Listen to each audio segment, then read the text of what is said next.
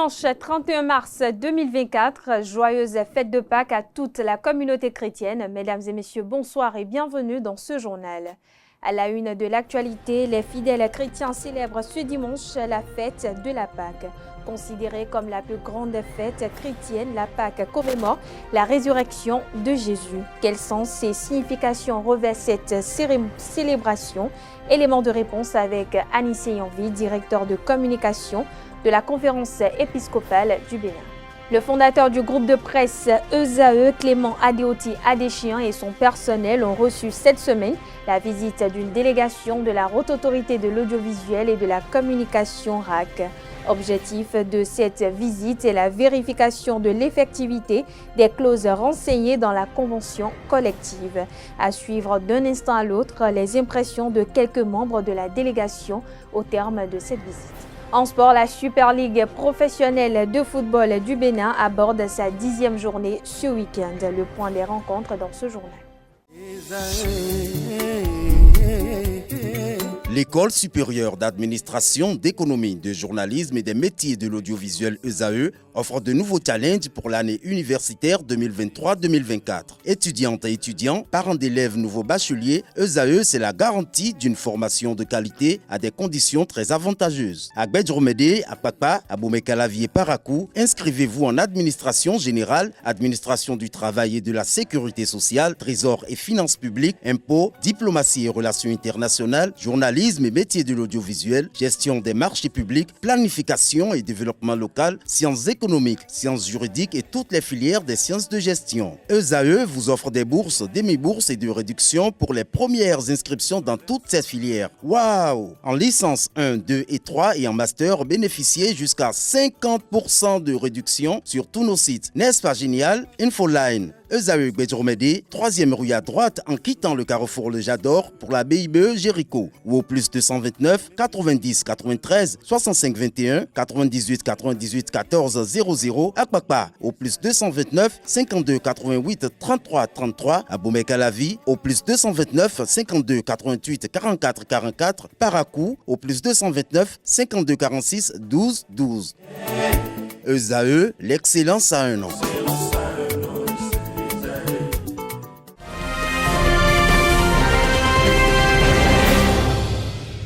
À nouveau, bonsoir, ravi de vous retrouver et bienvenue dans ce nouveau numéro du JT des JT. Les fidèles chrétiens célèbrent ce dimanche 31 mars 2024 la fête de la Pâque. Cette fête commémore la résurrection de Jésus et symbolise ainsi la victoire de la vie sur la mort. Ce dimanche 31 mars, au sorti de la célébration eucharistique, quelques fidèles de l'église catholique Sainte-Cécile de Cotonou en parlent au micro de ESAE TV. C'est une grande joie, la résurrection de notre Seigneur. Après 40 jours passés dans le désert, nous avons vécu 40 jours avec le Seigneur, à jeûner, à prier, à partager. Et nous voici déjà depuis la veille, nous avons commencé la résurrection de notre Seigneur.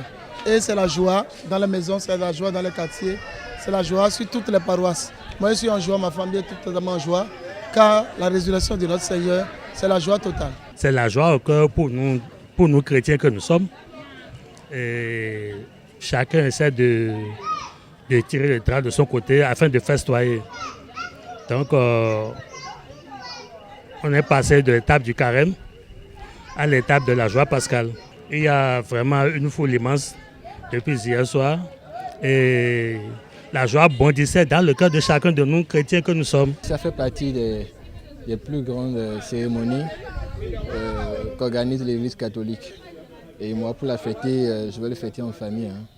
Avec ma famille, on se met bien, quoi. Les 40 jours de carême, moi je l'ai bien passé. J'ai jeûné et j'ai fait l'effort de respecter les principes du Seigneur à travers le commandement de Dieu, à travers le respect au niveau des commandements de l'Église. Et avec ma famille, nous avons vraiment jeûné, nous avons prié, on a renforcé nos relations avec le Seigneur à travers la visite au Saint-Sacrement et beaucoup d'autres choses. Parce que j'ai fait l'effort pendant le temps de carême de venir à la messe les jours ouvrables. Je n'ai pas respecté totalement, mais j'ai fait un petit effort. Je promets pour les fois à venir d'en franchir vraiment l'étape où je me suis même promis. Ce temps de carême, je l'ai vécu à ma propre manière. Et aussi, je n'ai pas oublié de remettre mon enveloppe de partage de carême afin de pouvoir subvenir aux besoins des nécessités qu'on sort. Mais j'ai donné ma part de carême quand même. C'est, je peux dire, le revenu de mon temps, le revenu de mon temps de carême que j'ai mis dans l'enveloppe et que j'ai déposé. Demain, je serai à la messe, je vais vivre l'Eucharistie et après, je vais rejoindre la famille, on va partager un repas ensemble. Parce que je pense que la meilleure manière de fêter la résurrection du Christ, c'est de le fêter en famille, avec ceux qu'on aime, ceux qui partagent nos émotions, tout et tout. Je compte la célébrer d'abord en groupe. Je suis avec mes frères mariés. On va célébrer cette fête ensemble. Et puis après, chacun va décaler, ira dans son foyer et continuer avec les enfants, avec mon épouse, celles qui sont déjà avec nous, et on continue avec leur époux à la maison. C'est vraiment la joie au cœur et cette joie déborde. Pendant ce temps, je me suis abstiné par rapport au repas. Après, je me suis confessé. J'ai essayé quand même de minimiser au maximum ce qu'on appelle le péché, tout ce qui est péché. Je suis un pécheur. J'ai fait quand même un effort de ne pas commettre des péchés. Après, je me suis confessé. Bon, c'est ce qu'on nous apprend dans l'Église catholique, donc voilà, je l'ai appliqué. Célébrée pour commémorer la résurrection de Jésus, la Pâque est une fête religieuse qui symbolise la victoire de la vie sur la mort et est considérée comme la plus grande fête chrétienne. Dans l'élément à suivre, Anissé Yanvi, directeur de communication de la conférence épiscopale du Bénin, relève la signification et la portée de cette célébration. Suivons-le au micro de ESAE TV. La Pâque, c'est le grand jour où les chrétiens célèbrent la résurrection du Christ, la victoire éclatante du Christ sur la mort. Donc c'est le grand jour du mystère chrétien, le grand jour où les chrétiens commémorent cette résurrection triomphale de Jésus-Christ qui va éventrer le tombeau, qui va en sortir victorieux, vainqueur de toute mort.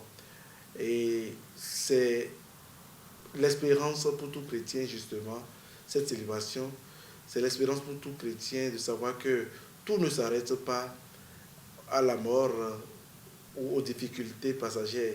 Christ peut encore triompher de toute situation de nos vies. Donc c'est un peu ça pour nous, célébrer Pâques. Je ne peux que souhaiter une très bonne fête de Pâques et surtout que nous ressuscitions avec Christ. Il est mort, que nous mourions à nos vieilles habitudes et que nous ressuscitions avec lui pour une vie nouvelle, une vie de charité, une vie de foi authentique et une vie d'espérance.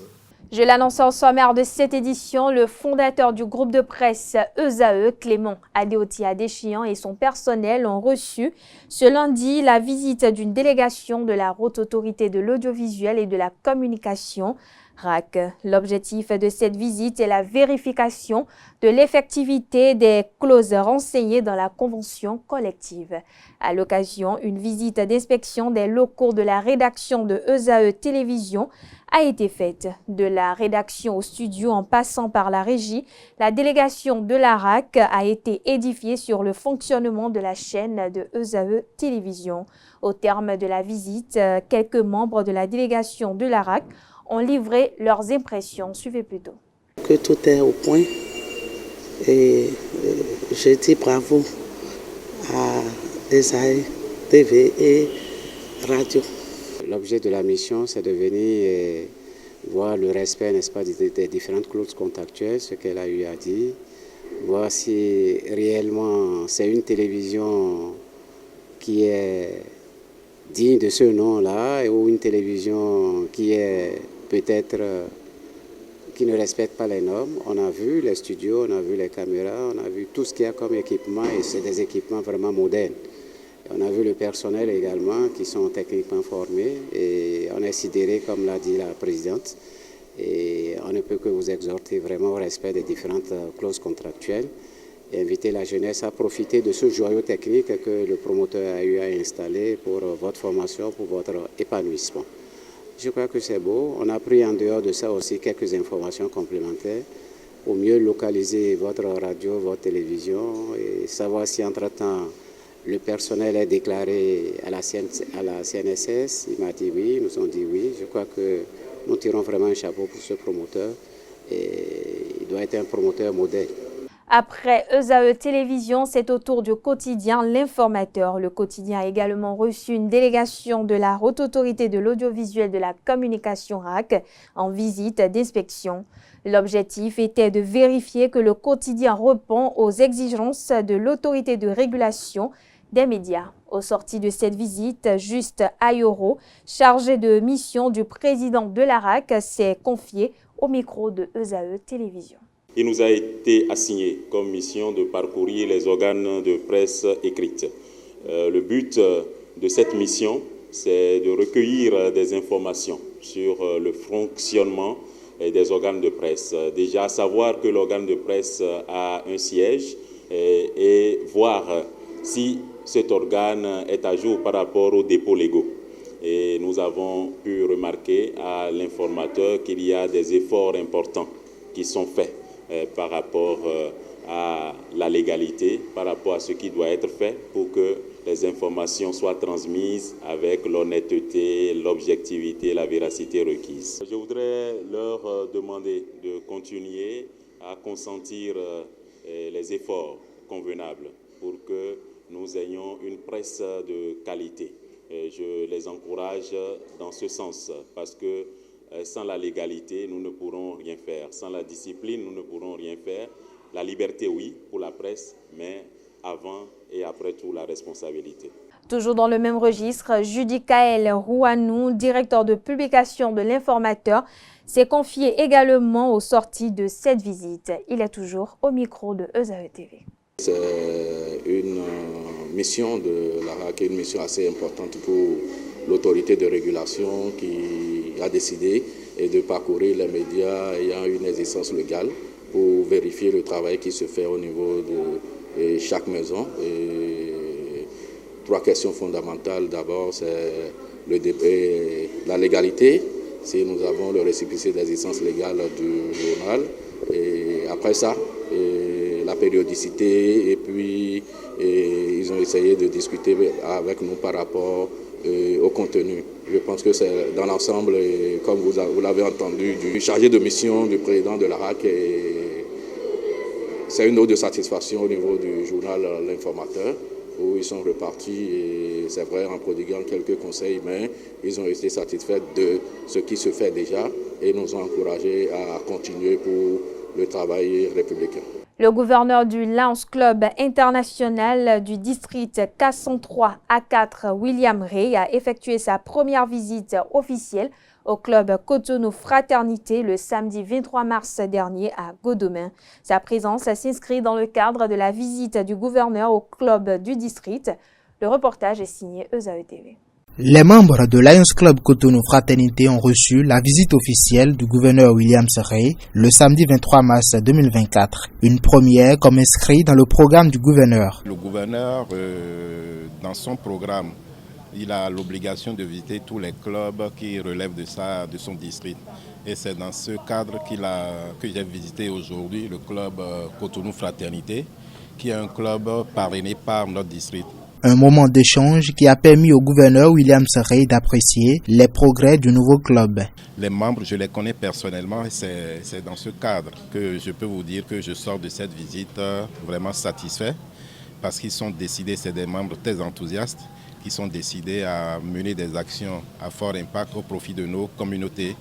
Donc le district est là pour les encadrer et pour leur montrer le chemin et faire en sorte que ce club qui vient d'être créé vraiment soit un modèle. Et nous sommes là en tant que gouverneur avec toute mon équipe, même si moi demain je sors de cette fonction, Le gouverneur qui va venir, comme c'est un club parrainé par le DC, il a l'obligation de poursuivre l'encadrement, c'est-à-dire continuer de coacher ce club, afin que ce club-là soit vraiment un club dynamique et qu'on leur montre que ça soit inscrit sur la voie du progrès et de l'excellence. Et je voudrais les encourager à ne pas servir juste pour quelque temps. Ils sont entrés dans notre association par la grande porte. Il ne faudrait pas qu'ils nous tournent le dos en sortant par la petite porte.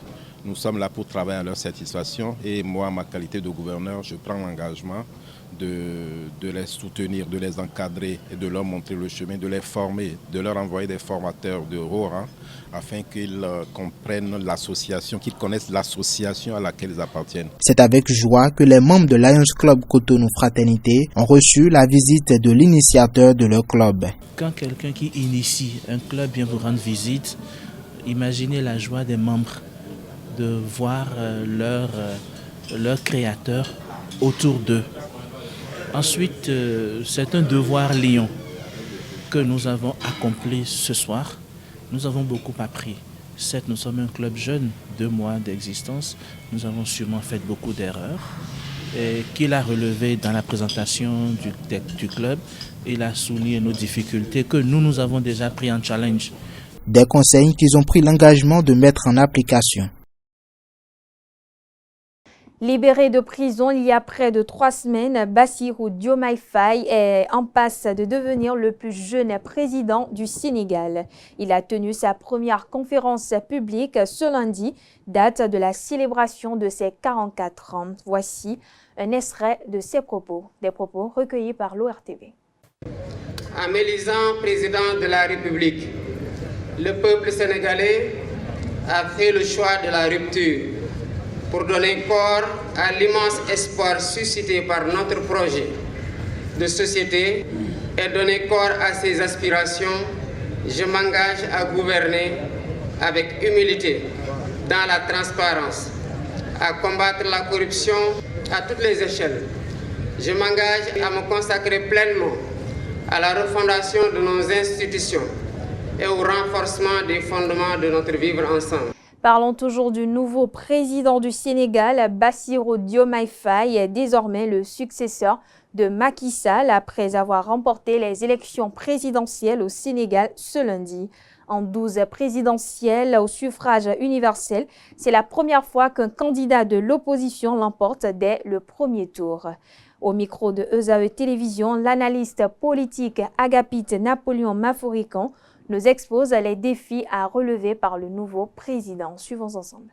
Les défis à relever sont tous les défis actuels. On va dire quoi? L'emploi, on va dire la sécurité, on va dire après l'épanouissement, le bonheur des citoyens. Mais lorsqu'on a dit ça, c'est pas comme un coup de baguette magique, c'est tout un management parce que vous savez dans quelles conditions cette élection s'est déroulée.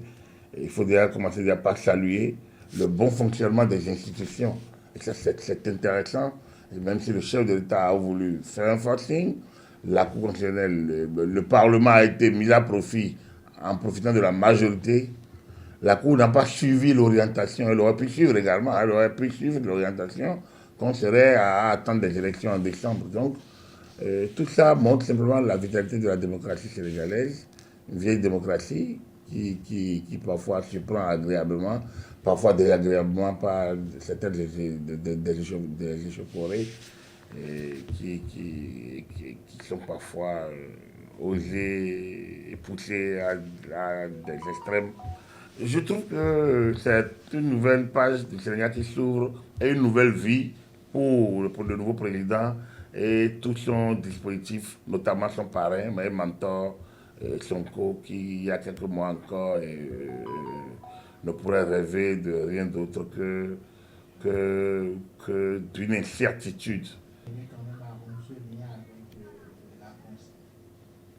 Mais pourquoi pas? Le Sénégal c'est le pionnier de la francophonie en Afrique. Tout au moins en Afrique de l'Ouest. Parce que c'est le capital. Dakar, c'est la capitale de l'Afrique de l'Ouest francophone. Il y a encore le siège du gouvernorat, encore là, vous allez à Dakar, vous allez voir là où le gouvernement de l'Afrique de l'Ouest siégeait autour du gouverneur général. Donc, c'est pour vous dire, le Sénégal, c'est plutôt le symbole de cette France-Afrique, mais la France-Afrique institutionnelle.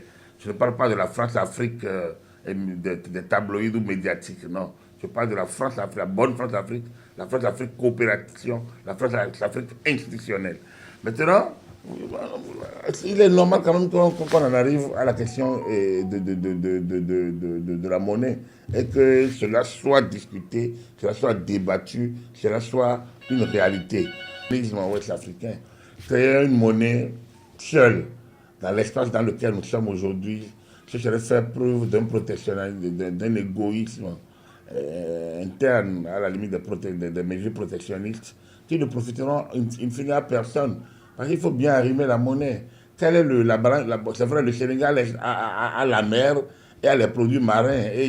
Mais est-ce que le Sénégal est viable pour soutenir aujourd'hui les fluctuations d'un marché extérieur pas toujours favorable? Parlons toujours politique, cette fois-ci de la politique togolaise. L'Assemblée nationale togolaise a adopté dans la nuit du lundi 25 mars 2024 une nouvelle constitution pour le Togo, instituant la 5e République au moment où toutes les attentions sont tournées vers le double scrutin législatif et régional prévu pour le 20 avril prochain. La nouvelle constitution, qui a été présentée comme une révision de l'ancienne, a été adoptée avec 89 voix pour, 1 contre et 1 abstention.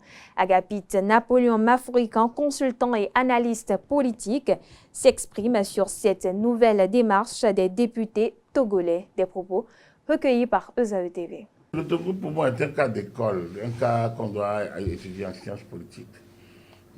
C'est un vrai cas intéressant qui montre aussi que nous cherchons sur le continent pour trouver des bons modèles. Moi, je ne suis pas dans le principe de donner des leçons, mais je constate simplement que les modèles prêts à porter ne peuvent plus choir à nos États. Je constate simplement que l'euphorie de 90 est terminée et qu'il va falloir qu'à pas lent peut-être, ou à notre rythme, on trouve le mécanisme. Donc le Togo est en train de chercher peut-être le bon mécanisme pour assurer son avenir. Et en Europe, quand vous regardez les démocraties européennes, elles ne sont pas les mêmes. De la France en Allemagne, de l'Allemagne en Grande-Bretagne, de la Grande-Bretagne dans les pays du Nord, vous n'avez pas les mêmes systèmes. Autant en Angleterre, en Grande-Bretagne, le roi ou la reine peuvent disparaître, il n'y a pas d'élection. Et la démission du Premier ministre n'entraîne pas élection non plus. Même s'il est mis en minorité dans son parti, il n'entraîne pas non plus élection. Donc on peut changer de Premier ministre et de roi sans faire des élections. Par ailleurs, ce qui n'est pas le cas en Allemagne, ce n'est pas possible. Donc, c'est-à-dire qu'il y a plusieurs manières de concevoir la démocratie, à mon humble avis, que les modèles prêts à porter dans lesquels on s'est emmuré depuis 1990 doivent évoluer. Donc, moi, le Togo fait son aventure, le Togo fait son expérience. Je voudrais juste rappeler que l'Afrique du Sud a le même système où le président de la République est élu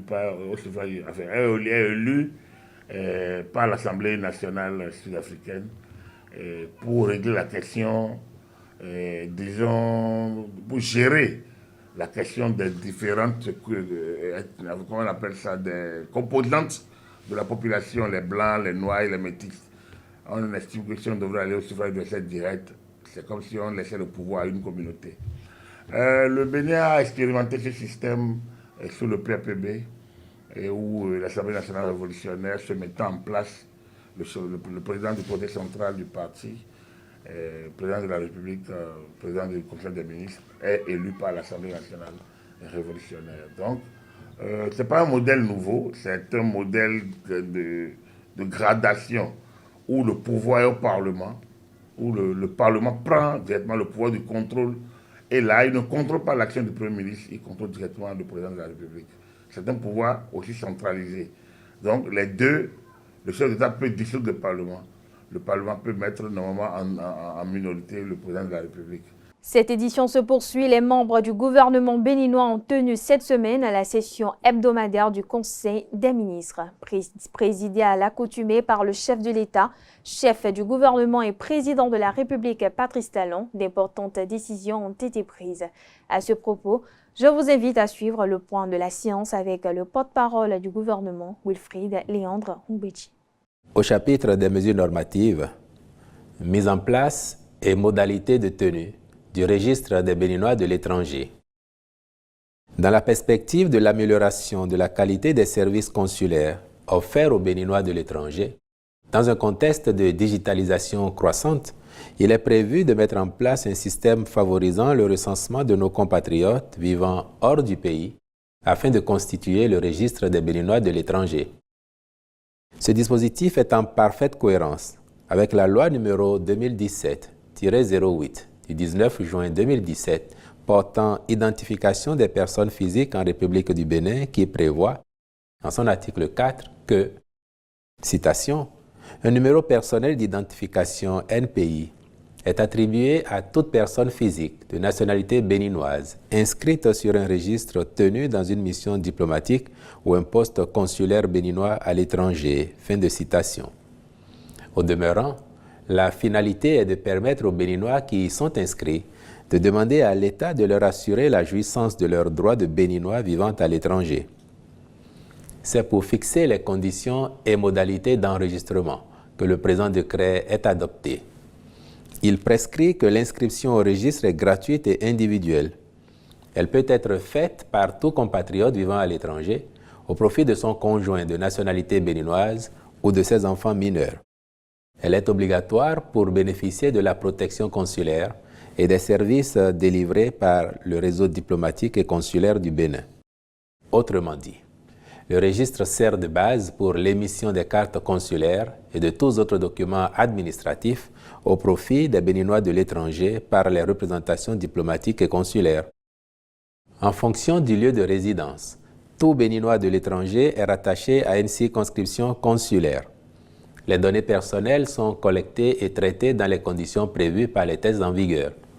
À terme, l'opération permettra de créer les conditions d'une meilleure contribution de la diaspora aux efforts de développement du pays. Au titre d'autres mesures normatives, ont été adoptés les décrets portant attribution, organisation et fonctionnement de la Commission nationale permanente de la francophonie, approbation du plan national de contingence de la République du Bénin et celui fixant le cadre général de gestion des investissements publics. Au chapitre des communications, compte rendu du retrait de la licence d'exploitation de l'auberge de Grand Popo et ses annexes. Le ministre chargé du tourisme a rendu compte au Conseil de ce que ses services compétents ont diligenté une mission inopinée d'inspection et de contrôle à la suite des alertes sur le non-respect par l'exploitant de ce réceptif hôtelier de la réglementation régissant les établissements d'hébergement touristique. Les manquements graves relevés à cette occasion se rapportent notamment aux normes d'hygiène, de sécurité et de qualité de service, toutes choses passibles du retrait de la licence d'exploitation. Par ailleurs, la résiliation du contrat de bail par la mairie de Grand Popo pour manquement à ses obligations contractuelles implique le retrait à l'exploitant de la gestion du réceptif pour lequel la licence d'exploitation lui a été octroyée, ce qui rend subséquemment caduque la dite licence. Le défaut de respect des clauses contractuelles se rapporte entre autres aux arriérés de loyer dus par l'exploitant et aux factures impayées de consommation d'eau et d'électricité sur plusieurs mois. Pour toutes ces raisons, et à la suite des diligences infructueuses effectuées par la mairie, l'État restant propriétaire des infrastructures, le Conseil a instruit le ministre, de même que tous les autres qui sont concernés, à l'effet d'appliquer les tests en vigueur. Un maître d'œuvre devra également être identifié en vue de la réhabilitation des infrastructures aux normes et standards requis en cohérence avec les orientations du gouvernement dans le domaine touristique.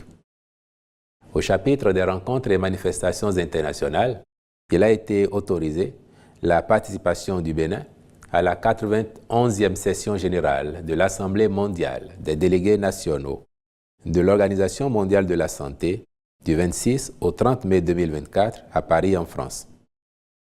Au chapitre des mesures individuelles, enfin, sur proposition des ministres, les nominations ci-après ont été prononcées.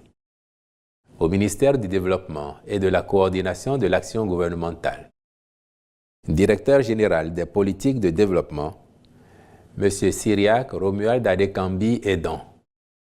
Directeur général de la Coordination et du suivi des objectifs de développement durable, M. Anissé Camille Sevo. Directeur général de l'évaluation et de l'Observatoire du changement social, M. Abdoulaye Gounou. Directeur général adjoint des politiques de développement, M. Komlanvi Romaric Armel Sofonou. Directrice générale adjointe de la coordination et du suivi des objectifs de développement durable, Mme Gloria Peace Dekouhwe Gidibi, épouse Balogou. Directrice générale adjointe de l'évaluation et de l'Observatoire du changement social, Mme Pélagie Lechidia Afiavi Dopé de Souza. Directrice départementale du développement du Borgou, Mme Marietou Tamba. Au ministère de l'Intérieur et de la Sécurité publique, Directeur général de la police républicaine, M. Soumaïla Alabi Yaya. Directeur général adjoint de la police républicaine, Contrôleur général de police, Kokou Brice Alawanou, je vous remercie. Lors de sa session extraordinaire en date du 18 mars 2024, le gouvernement a pris de nouvelles mesures pour améliorer les conditions de vie et de travail des aspirants au métier d'enseignant AME. Malgré ces nouvelles mesures dans le rang des bénéficiaires que dans le rang des syndicalistes, nombre semble ne pas combler toutes les attentes. Pour en comprendre davantage, suivez ce reportage signé Eden TV. Au total, 5 mesures ont été prises par le gouvernement béninois en faveur des aspirants au métier d'enseignant AME. De nouveaux accompagnements obtenus au bout de plusieurs luttes. On a mené plusieurs luttes, que ce soit au niveau des centrales, que ce soit au niveau des AME et encore la lutte qui a même coûté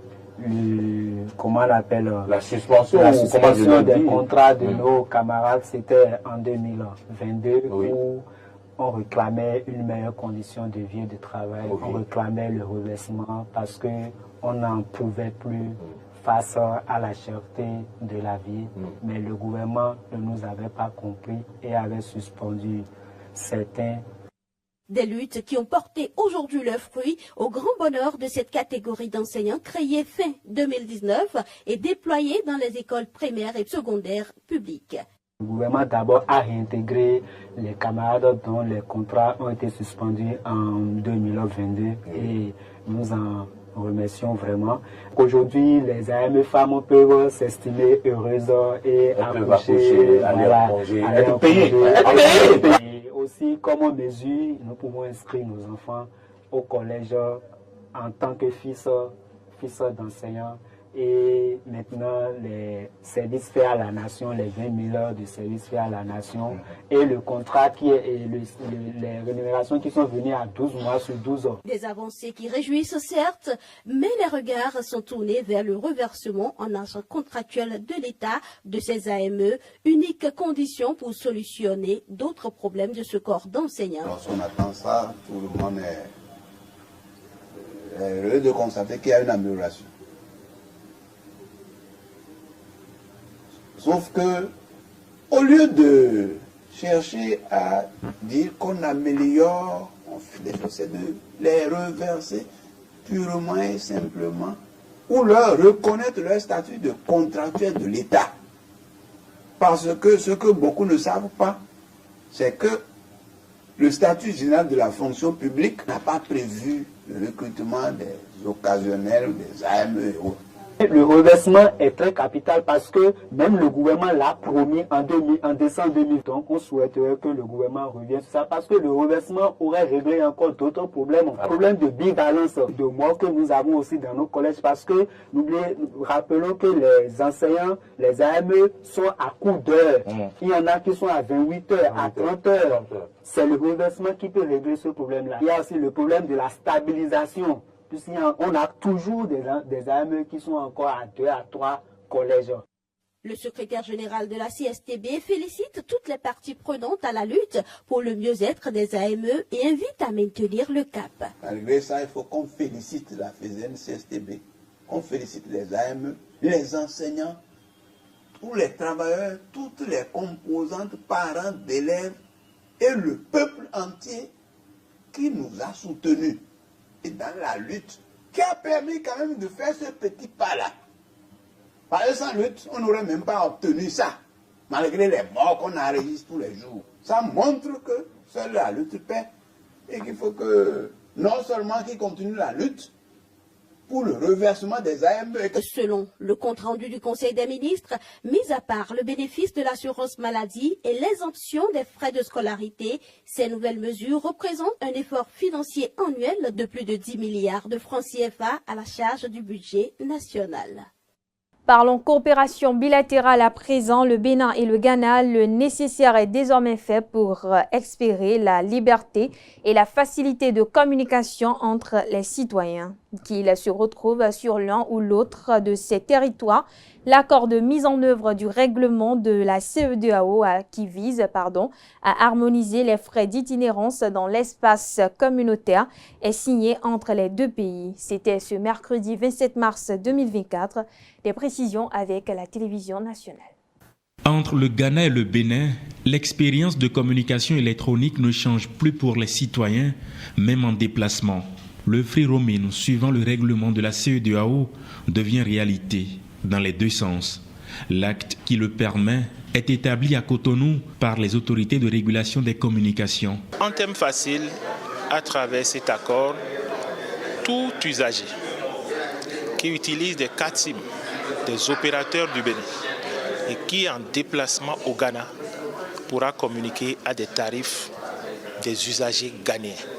Et tout usager ghanéen qui a une carte SIM du Ghana qui est en déplacement au Bénin va communiquer à des tarifs comme s'il avait acheté sa carte SIM au Bénin. En un mot, c'est de permettre que les usagers en déplacement dans les deux pays respectifs qui ont signé l'accord soient considérés comme des locaux. 1er juillet 2024, si les fruits tiennent la promesse des fleurs, le Béninois en déplacement au Ghana est traité comme un Ghanéen quant aux frais de communication et vice-versa. These were decided by the technical C'est une décision qui a été prise ensemble avec le collège des experts. Et 3 mois, c'est quand même assez de temps pour que nous puissions réaliser cet objectif ensemble avec les équipes qui ont été mises en place. Donc je nourris l'espoir que ce serait une réalité. Au bout de 3 mois, nous avons pu réaliser la signature effective du protocole d'accord. Et nous avons déjà mis en place le comité de suivi. Respect to Benin and Ghana, ECOWAS Free Roaming Initiative. Marché conclu entre le Bénin et le Ghana, mais aussi et depuis quelques mois avec le Mali et le Togo. Des femmes dans divers secteurs de la vie qui se démarquent pour contribuer au développement de leur pays dans le secteur de l'entrepreneuriat. Elles sont de plus en plus nombreuses avec comme modèle principal des filles de contribuer à la création de richesses et d'emplois. Entrepreneuriat féminin, les femmes au cœur du développement, c'est le dossier économique de la télévision nationale. Suivez plutôt.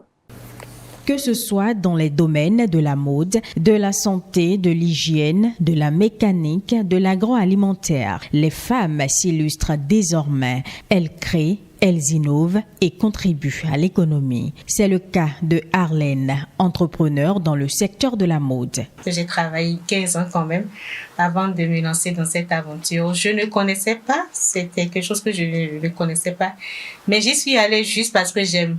Elvire, cette autre femme, entrepreneure béninoise, a fait l'option de promouvoir le Made in Bénin. Son entreprise s'investit dans la fabrication de produits d'entretien du corps et du cadre de vie. Pour fabriquer ces produits, nous avons décidé de revisiter les pratiques ancestrales de saponification et de privilégier l'utilisation des matériaux locaux, tels que le sel, tels que la cendre, tels que le bissap ou la citronnelle, afin de réduire l'impact des produits chimiques et de faire la promotion de nos produits naturels. Ce n'est pas j'ai le diplôme, je suis dedans, parce que je connais beaucoup de femmes qui ont moi le diplôme, mais qui ne peuvent pas exactement faire ce que je fais. Parce qu'il ne s'agit pas d'avoir le diplôme, il s'agit d'être réellement compétente. Parce qu'en tant que femme, on nous demande beaucoup plus que les hommes. On ne peut pas connaître, mais déjà quand on le voit debout, on se dit il a la compétence. C'est que psychologiquement, on a confiance en lui. Ce qui n'est pas le cas d'une femme. Donc, ça veut dire qu'il faudrait s'adapter. Et elle s'adapte, surtout grâce aux facilités offertes par l'État dans le processus de création des entreprises. Selon des statistiques rendues publiques par la CNUSED, le nombre d'entreprises créées par des femmes a doublé entre 2019 et 2022. Elles représentent 33% des 56 579 entreprises créées au Bénin en 2022. Aujourd'hui encore, la tendance reste la même. 80% des nouvelles entreprises appartiennent aux femmes. Avant, nous n'avons que des produits au niveau des femmes. Aujourd'hui, nous avons des outils pour la transformation.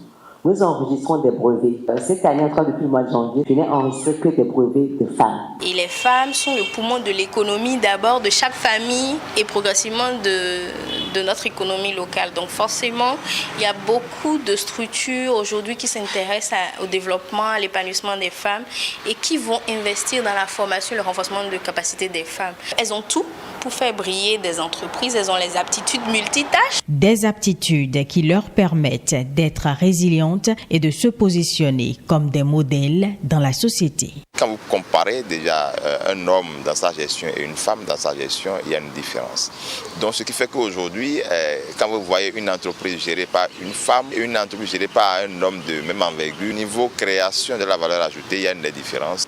Elles n'aiment pas aller dans les dérives. Cela a des retombées sur l'économie parce que ces entités-là créent de la valeur ajoutée. Selon le rapport du Women in Africa Philanthropy 2020, une fondation qui accompagne les entrepreneurs africaines, les femmes sont la colonne vertébrale de l'économie africaine. L'entrepreneuriat féminin contribue, selon les estimations, de l'ordre de 7 à 9% au PIB du continent, soit 150 à 200 milliards de dollars. Le ministère de la Justice et l'Agence pénitentiaire du Bénin ont organisé cette semaine une séance de dépistage qui s'est tenue à la prison civile de Parakou. C'était le vendredi 22 mars, une séance à l'intention des femmes détenues avec pour objectif de célébrer la femme à l'occasion du mois de mars, mois de la femme. Le reportage est signé ORTV. Le cas du cancer du sein, c'est celui... Toutes les 100 secondes, une femme décède dans le monde des suites des cancers du sein et du col de l'utérus, selon les spécialistes. Au Bénin, les efforts du gouvernement dans la lutte contre ces pathologies forcent l'admiration. À l'occasion de la célébration de la Journée internationale des droits de la femme, le ministère de la Justice pense également aux femmes détenues du Bénin. C'est le cas à la prison civile de Parakou à travers une séance de dépistage. Toutes les dispositions pratiques ont été prises, les kits ont été fournis en quantité et en qualité. Le personnel était mobilisé, aussi bien le personnel infirmier que le personnel militaire et policier pour le bon déroulement de l'opération. On a 100% de participation. Sur une vingtaine de femmes, aucune femme n'a résisté. Et nous sommes dans l'espoir que les résultats seront bons et que toutes les femmes de Parakou et d'ailleurs les autres prisons seront en bonne santé. Il faut avouer qu'au cas où il y aurait des cas positifs dépistés, l'agence pénitentiaire du Bénin s'engage à prendre en charge tout ce qui concerne la prise en charge de ces détenus-là. Donc il ne faut pas penser que c'est seulement venir faire le dépistage. Le dépistage permet en effet d'établir un diagnostic précoce permettant une prise en charge adaptée. Le ministère de la Justice a compris l'enjeu pour le bonheur de ces femmes. Cette édition se poursuit. L'Institut des artisans de justice et de paix Chant d'Oiseau de Cotonou a célébré en différé la Journée internationale des droits de la femme ce jeudi 28 mars 2024. Des communications et réjouissances ont meublé cette célébration. Le reportage avec ESAE TV. Les femmes de l'Institut des artisans de justice et de paix Chant d'Oiseau sont à l'honneur. Réunies pour la première édition de la célébration de la Journée internationale des droits de la femme en leur sein, elles ont eu droit à 2 communications. La première sur le thème « Le défi de la femme catholique au XXIe siècle ». À travers ce thème, nous avons pu identifier quelles étaient les caractéristiques, les critères d'une femme chrétienne catholique.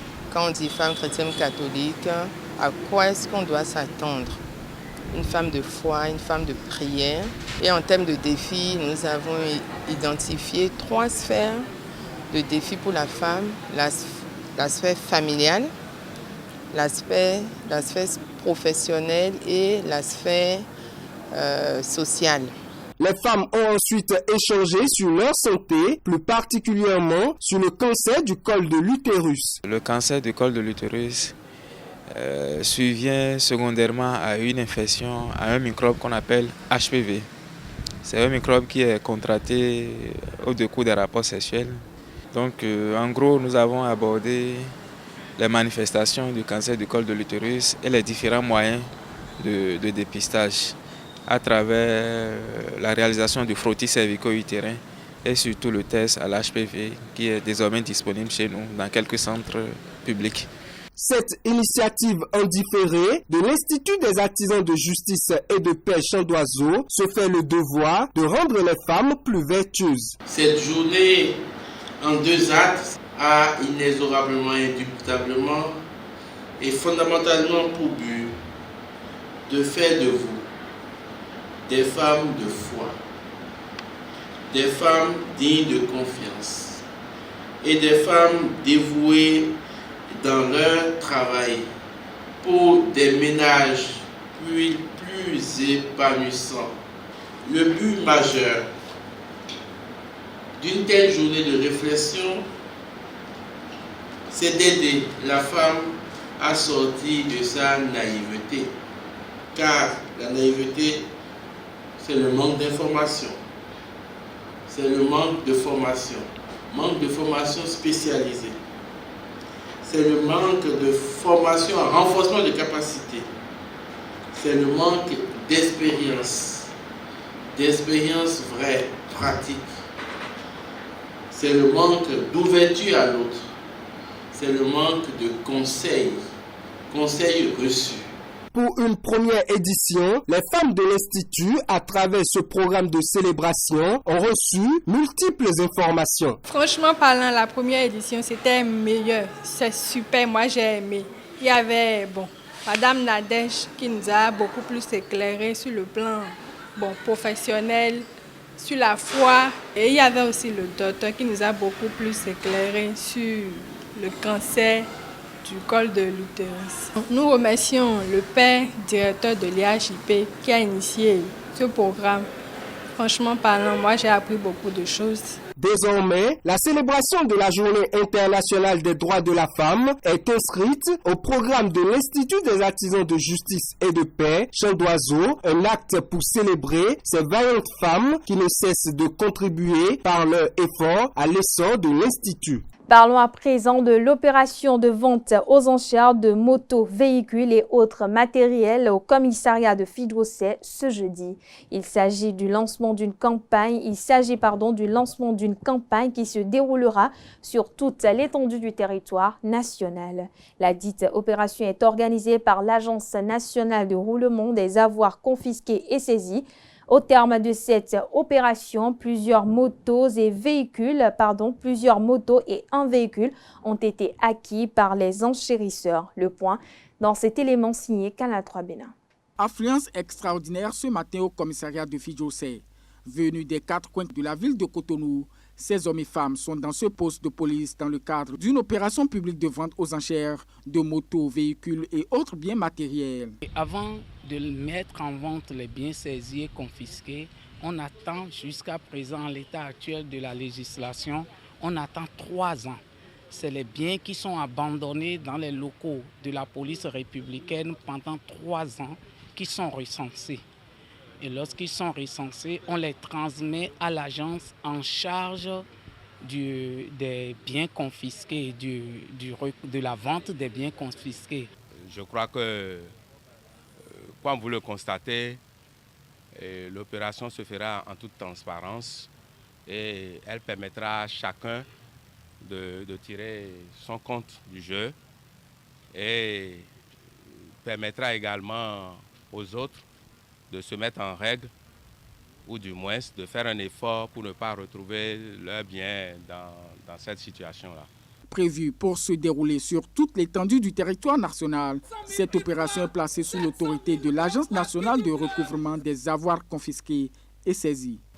L'Agence nationale de recouvrement des avoirs confisqués et saisis en RACS est une structure nouvellement créée, un établissement public qui a reçu pour mission d'œuvrer aux côtés de la justice à la lutte contre la criminalité financière. C'est pour marquer l'arrivée sur scène de l'agence dans cette activité que la cérémonie de ce jour est organisée. Les enchérisseurs se sont livrés de véritables batailles au terme desquelles plusieurs lots de motos et un véhicule ont été acquis. Cette opération, qui est la première d'une série, a pris fin dans l'après-midi. La deuxième édition des rencontres internationales de la bande dessinée francophone a démarré à l'atelier SICA de Cotonou le mercredi 27 mars 2024. Une équipe de la rédaction de ESAE Télévision y était. Voici leur récit. La BD, principalement, c'est un moyen de raconter des histoires, de réfléchir par le texte et le dessin sur des thématiques qui nous importent, qui nous touchent et qui, on pense, peuvent interroger d'autres personnes. Pendant 4 jours, les BDistes francophones écument l'univers de leur profession dans le contexte africain à Cotonou. Les rencontres de la bande dessinée francophone s'inscrivent dans 2 cadres. D'une part, celui du projet Ressources éducatives, d'autre part, celui du mois de la francophonie. Dans ces derniers 2 cadres, répondre et dialoguent ensuite avec les multiples problématiques qui leur sont liées, comme par exemple la question des environnements professionnels. Quelle structuration, quelle économie pour la chaîne du livre en Afrique et au-delà? Quel dialogue, quelle collaboration possible entre professionnels? Quid des dispositifs d'accompagnement pour les jeunes talents?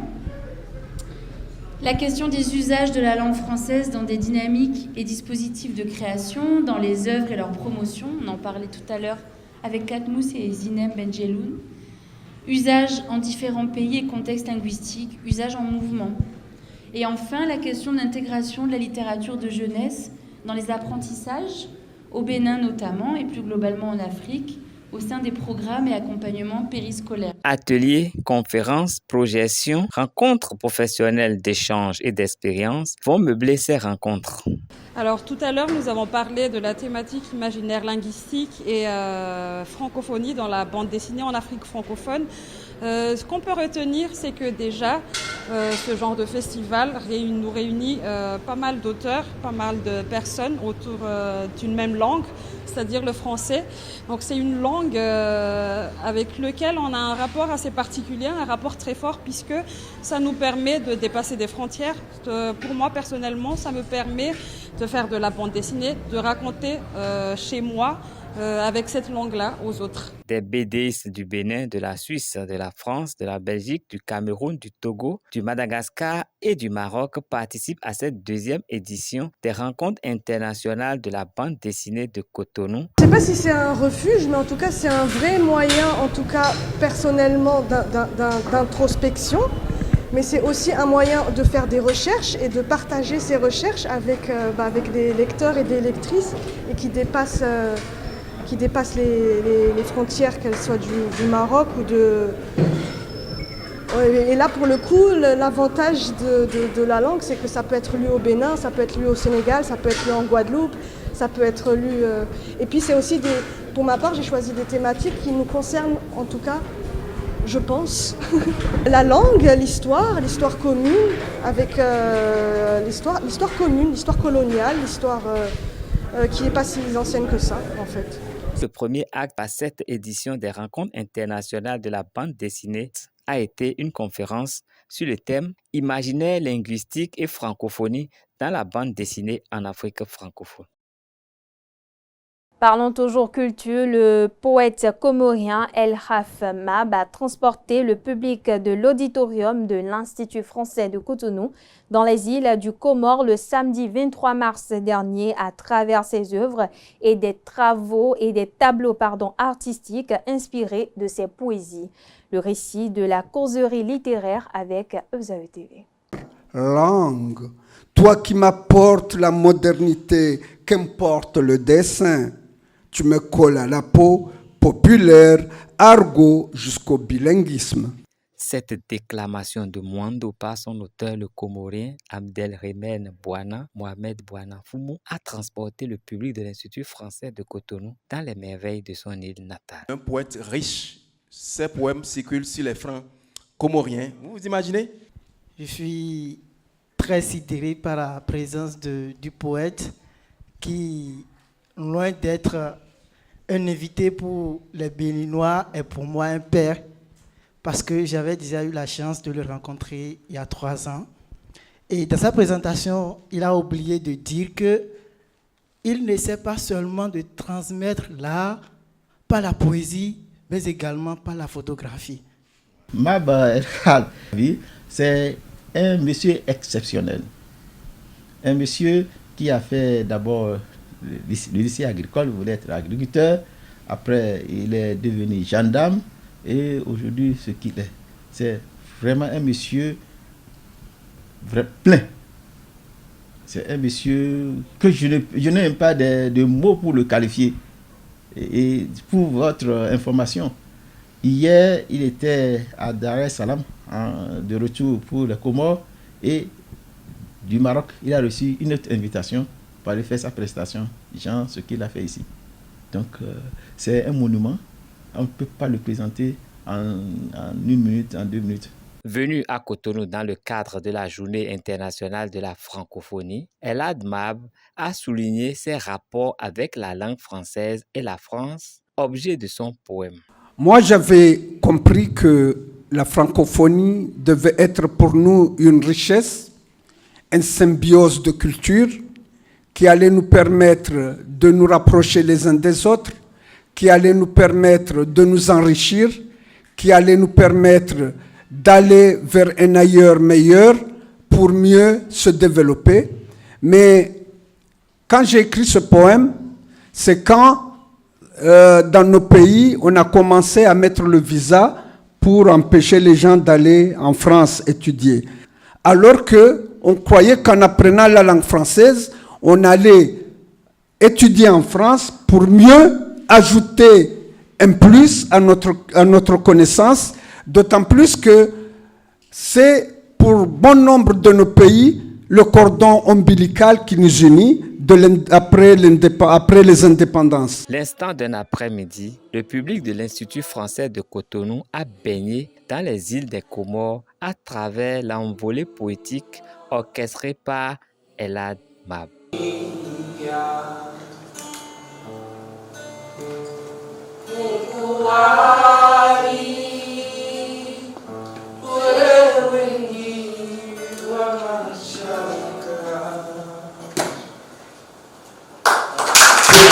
La soirée poétique de ce 23 mars a rassemblé une partie de la communauté comorienne du Bénin autour de leur consul, Chakran Akibou, du préfet de la Donga et des amoureux des Verts. Suivez plutôt. Donc, on aura le temps de le présenter et vous allez mieux le connaître. En plus de lui, il n'est pas le seul poète comorien. Ils sont nombreux. D'autres aussi vont venir vont venir proposer leurs poèmes pour le Bénin. Je suis certain que comme cette fois-ci les gens ont accepté, ils accepteront les autres aussi. Donc c'est ce que je peux dire de Mab Abdelrahmane. Vous savez, bien souvent, nous irons ce que nous avons de très cher. Et c'est la culture. Bon, et les Comores en regorgent. Il y en a beaucoup. Et il y a une communauté comorienne ici au Bénin qui brûle d'envie, n'est-ce pas, de montrer cette culture aux Béninois. Donc, le contexte véritable, c'est de faire en sorte que les petites îles là soient connues en Afrique de l'Ouest.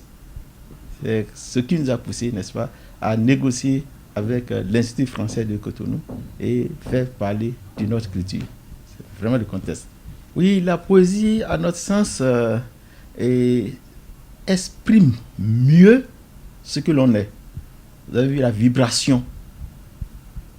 Tous ceux qui étaient là ont compris que avec la poésie, on peut mieux exprimer ce qu'on est.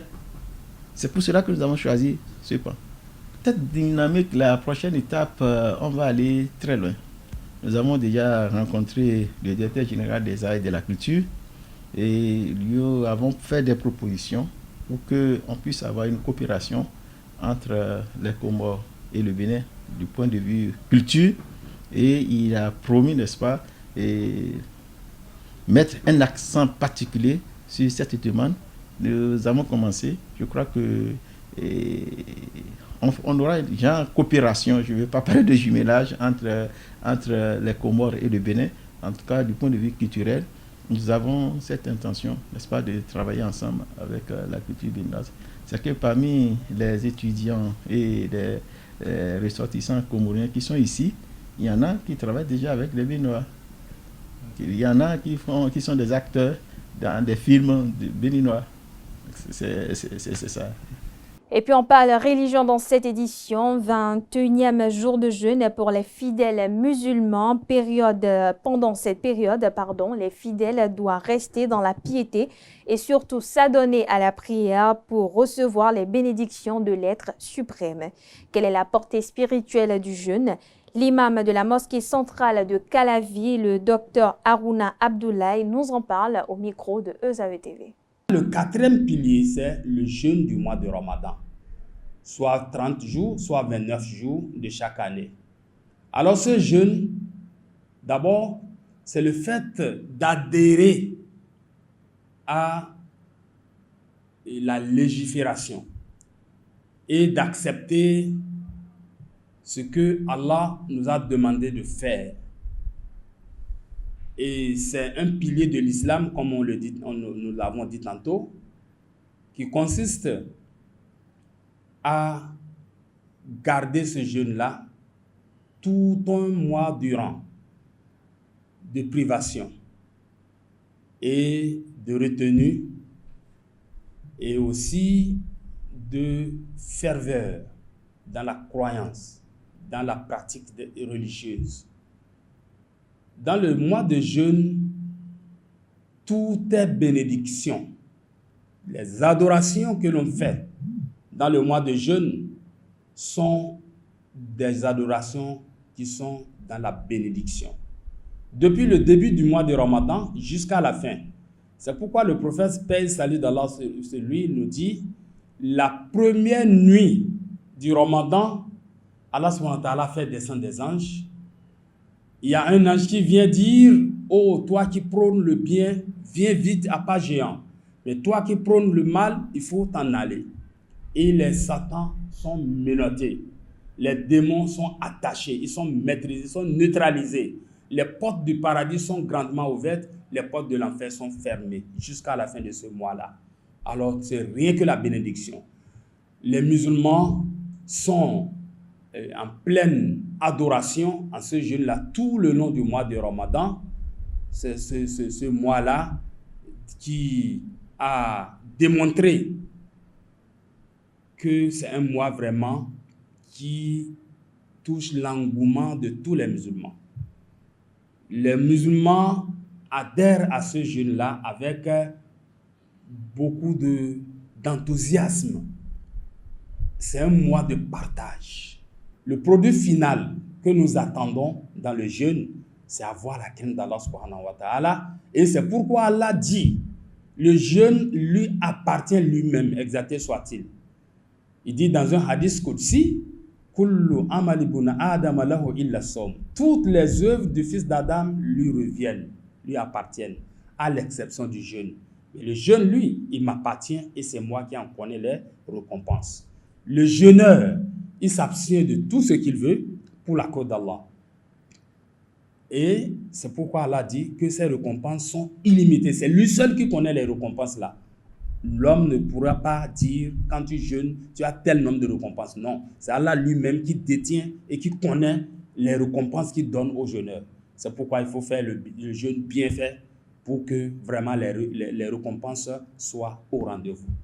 La 7e édition Grand Prix du Dr Abdourahmane Al-Soumaït pour la mémorisation du Coran s'est achevée ce dimanche 24 mars 2024 dans les locaux de l'Organisation internationale Direct Aid Bénin, initiatrice de la dite compétition. De nombreux lots et récompenses ont été distribués pour l'occasion. Le reportage est signé ESAE TV. Clap de fin de la 7e édition du Grand Prix du Dr Abdourahmane Al-Soumaït pour la mémorisation du Coran. Initiée par l'Organisation internationale Direct Aid Bénin, cette compétition qui a réuni plus de 500 participants, dont 87 ont été sélectionnés pour la phase finale, a plusieurs objectifs. Ce concours a pour objectif de préparer la jeunesse musulmane avec de très bons caractères et les motiver à mémoriser le livre saint. Chers invités, il a été clair de l'expérience de Direct Aid à travers l'organisation de ce concours que ce rendez-vous annuel nous permettait de découvrir les talents de nos enfants. Il n'est caché à personne que la compétition coranique est un domaine très honoré qui est le plus à même à nous rapprocher d'Allah. Pour cette 7e édition, Mikaïla Yahya est l'heureux gagnant dans la catégorie mémorisation complète du noble Coran. Je remercie Allah subhanahu wa ta'ala qui m'a honoré et qui m'a donné cette place, qui m'a donné cette première place. Ça fait 4e fois que je viens, que je participe à ce concours. Ma première fois, je ne suis pas parmi les gagnants. La deuxième fois, non plus. La troisième fois aussi, non plus. Mais c'est à partir de l'année passée, je suis venu avec Nisful Quran, la moitié du Coran al-Karim, et Dieu m'a donné la première place. Et alhamdulillah, cette année aussi, Dieu m'a donné la première place. Ça n'a pas été facile, car c'était trop serré. Cette initiative salvatrice est à pérenniser car elle joue un rôle de préservation. Allah subhanahu wa ta'ala, exalté soit-il, a mis des dispositifs pour la préservation et la conservation du noble Coran jusqu'à la fin des temps. Alors, parmi ces méthodes-là de pouvoir préserver le Coran contre toute tentative de changement ou de falsification, fait partie la mémorisation du noble Coran par cœur. C'est pourquoi vous voyez dans la communauté musulmane tout entière, à travers le monde entier, il y a toujours des gens qui s'occupent du noble Coran, qui mènent leur vie exclusivement pour la sauvegarde du noble Coran. Et les prix que les gagnants sont en train de prendre, ils sont en train de gagner là, c'est encore une autre manière d'encouragement. C'est une manière d'encouragement pour ceux-là qui n'ont pas eu la chance cette année de gagner. Ils s'encouragent et ils se battent, ils se préparent en conséquence pour les compétitions à venir, pour que vraiment un jour eux-mêmes ils soient parmi les heureux gagnants. Par cette compétition, Direct Aid Bénin apporte sa contribution dans cette initiative mondiale de la pérennisation du noble Coran. Et puis on parle sport pour finir cette édition. La Super League professionnelle de football du Bénin aborde sa 10e journée ce week-end. Samedi, le co-leader Banigansè reçoit Sobemap à Banikwara. Ayema se déplace à Niki pour affronter Cavalier. La jeunesse sportive de Pobé, JSP, accueille AS Takounin à Jean-Pierre Gascon. Duel des extrêmes entre Requin et le leader d'Adjé FC à Kassato. Aspac sera l'hôte d'espoir de Savalou à Tofor. Le dimanche, Dragon rencontre Damissa à Charles de Gaulle de Porto Novo. Chaude empoignade en perspective au stade Goro entre Dynamo d'Abomey, 7e, et Coton FC, 8e. Enfin, l'Autopopo reçoit AS Cotonou à Grand Popo. Voilà, chers internautes, ainsi prend fin cette édition. Merci de l'avoir suivi, merci de votre fidélité. Belle suite de programmes sur ESAE TV.